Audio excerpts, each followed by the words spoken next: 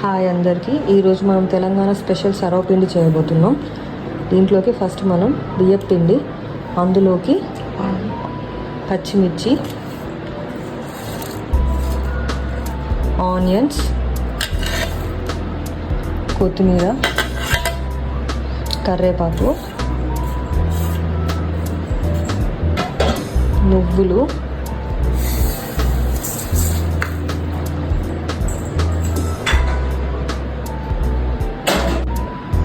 జీలకర్ర,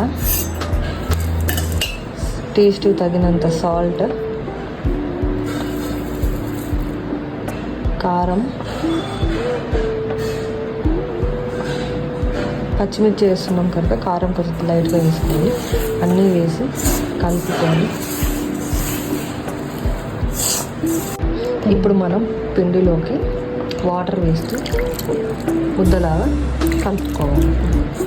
కొంచెం water add చేస్తూ కలుపుకోవాలి.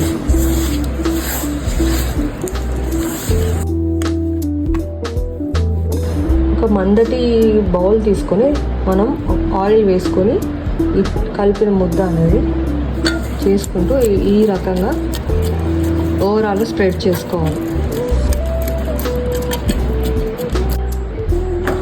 స్టవ్ ఆన్ చేసి ఒక 2 minutes ఫుల్ పెట్టి తర్వాత మీడియం పెట్టి రౌండ్గా తిప్పుతూ ఉంటే సర్వపిండి చక్కగా కాలుతుంది.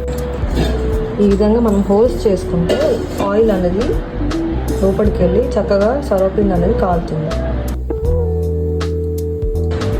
సర్వపిండి రెడీ.